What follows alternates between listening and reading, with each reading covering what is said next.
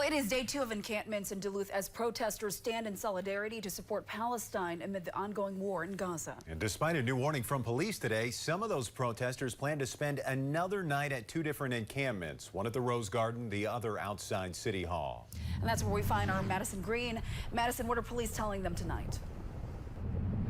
Dan, Laura, today police shared a statement saying that they respect these protesters' rights, but they wanted to remind them that city parks and city property are closed from the hours of 10 p.m. to 6 a.m.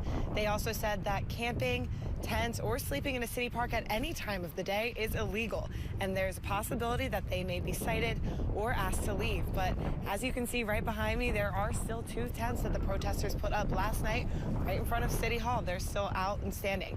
What you don't see are any police presence right here, and you can also see them right now, but the protesters are inside. They've been bobbing in and out of the tents all afternoon.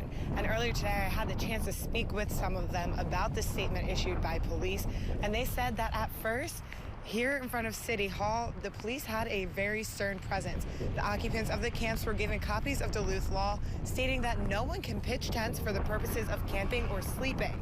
Their response? They are demonstrating their First Amendment right to protest. Overall, their main goal is to send a message to the city and the state asking to divest from Israel, boycott Caterpillar, and pressure institutions like UMD to also divest from Israel.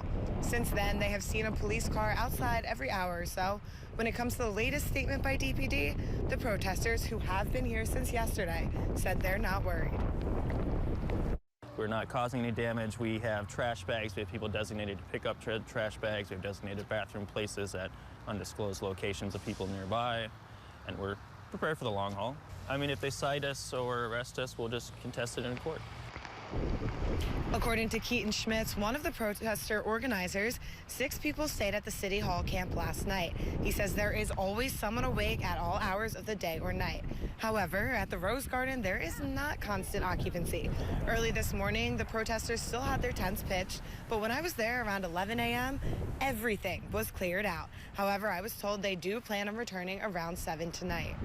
We're really grounded in our purpose. We're here to protest U.S. funding of the genocide and occupation, and we're here to organize for the long term. We really want this camp to be like a long-term hub of political education and action.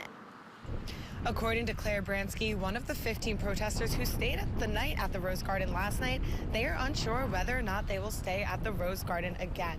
When I asked why the Rose Garden did not have constant occupancy, like here at City Hall, I was told that it was a group decision and it was, quote, best for our strategic goals to come back at 7, Dan. All right, those protesters sticking it out through all that wind and rain. Madison Green reporting live for us outside City Hall. Thank you, Madison. And we are going to bring you an update tonight at 10 o'clock when, according to police, protesters should be leaving those encampments.